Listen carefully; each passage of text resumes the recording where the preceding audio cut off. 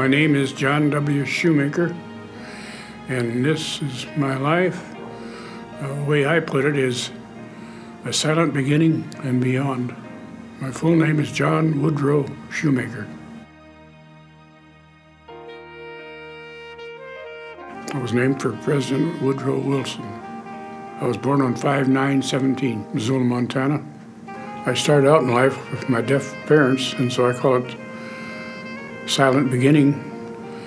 One time my mother and I was in the courthouse, and it just said a son was born to the Shoemakers. It didn't have any name. So I picked the name John and pushed Woodrow a middle name. My stepsister was 9 years old when I was born. Her name was Helen Peary. And I had a half-brother. He was in the U.S. Navy in World War II, or World War I, and his name was Elmer Shoemaker. And I had a brother, Henry Peary, and he was on a freight train coming home from down south where he worked. He'd send his money home, and he was coming with his cousin, and they jumped off of a train in Frenchtown and jumped in front of another one, and both were killed. And they had the coffins in my aunt's front room, and it was her boy, Fred Jameson, and Henry Peary, my half-brother, and he was about 17 years old. Dad worked in the sawmill. In the first sawmill before I was born, he had his hand cut off, so he had a special leather sleeve made on him, and he spent the rest of his life on the green gene.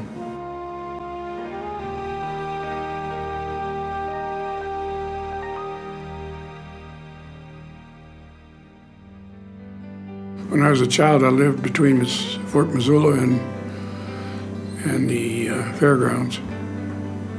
And there's 3 houses there then. And they had the land between the houses and the streets quite a ways. They call them the flats. And the Indians pitched their tents there and dug bitterroots. When I was a kid, I always wanted to ride a horse. And my neighbor, he was an Indian, and he had a work horse. And I'd pull it up to the fence and curl on the fence up and get on it and ride it around. It was a work horse, but it was a thrill. And one day he said to me, he said, "John," he says, "would you like to, I have a garbage route downtown. Would you like to go along?" I said, "Sure." So I climbed up in the wagon with him, and along we went, and he bought some chewing tobacco. And he says, "You want some?" Yeah, I took a big mouthful and swallowed it. And that's the Indian way of training you not to do it. Didn't like going to school, so I would go up on we call it Mount Minton. It's next to Mount Sentinel, and there was a farm up there and had sheep. And an Indian and his wife, they had a beautiful big teepee, and it was nice and clean. And I stayed there with them. And we'd herd the sheep down the hill to what is now the University golf course. The truant officers would catch me and bring me back to school, and then finally they called me incorrigible. When I got in the 3rd grade, I learned to read. And boy, it was like going to a movie, because I didn't have anything like that. And so I read books like Tom Swift and Horatio Alger, and I was getting up to Zane Grey's and some of those, and the teacher says I was getting on beyond my class, but I loved to read. Oh, I had movie heroes. I had Tom Mix and Hoot Gibson, and all those are cowboys. Movies was 10 cents, and we lived out by it. Where we lived was on the streetcar route. We rode streetcars to town, and we went generally pretty near every Saturday, and it was 10 cents for kids and 20 cents for adults. I went to the Franklin, and then the Lowell, and then Missoula County High School, which is now Helge. My dramatics teacher, I talked in the monotone for years and years because of my background. And she taught me to throw my voice at the back wall, and she could make me feel like $1 million or 2 cents just by her expression. My life as a teenager was in a home, and very boring. You have no love in a home. And they put me there because I was incorrigible, so what they called. And in this home I had kids that were from divorced parents, or they were incorrigible too. And so there was 8 to 10 in this home. And I lived there for 9 years, and I got awful discouraged because I just didn't have any love. Nobody cared for me. Being in a home where you didn't get to do any extracurricular activities, and so I didn't get to do much of anything except go to school. And that was boring too, because the extra activities you do is what makes high school interesting. When the kids ran away from home, they ran to their parents or something like that, and they got caught and brought back. So I figured when I ran away from home, I would leave the country or leave the state. And so when the time came that I decided to leave, I went down to the railroad tracks and contacted a man, and he advised me to go get a coat and then come back. But what he was trying to do was get me to go home. But anyway, I went back to the car, but the car was gone.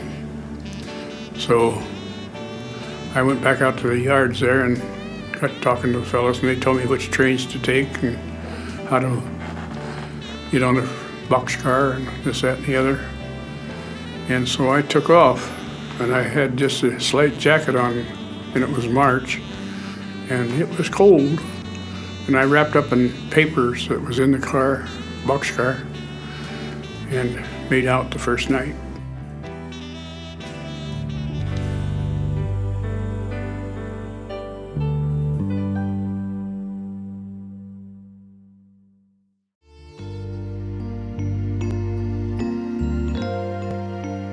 Well, I wasn't a hobo until I left the home.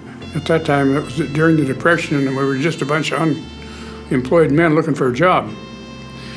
And I rode the freights to Seattle and down to California and back. And the way you sat and stood in the doorway of a boxcar, I called it a side door Pullman, and enjoyed the fresh air. And of course, when I got down to California, it was pretty hot, and I was on a lumber car. That wasn't too good.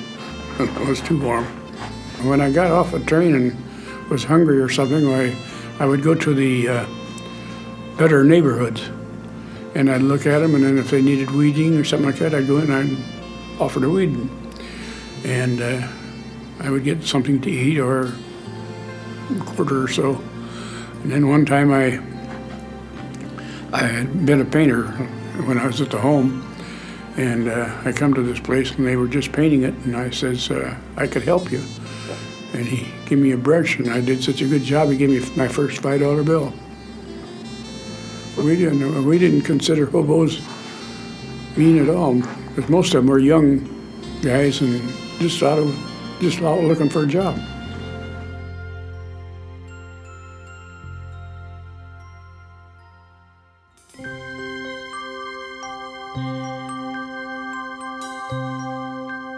When I got off of being a hobo, I went to the Salvation Army soup line, and he came out, the captain, and he says, how long you been on the road? And I says, 2 or 3 months. And he says, well, when you get done eating here, you come up to my office. And I came up to his office, and he said, I can give you a job and a suit of clothes.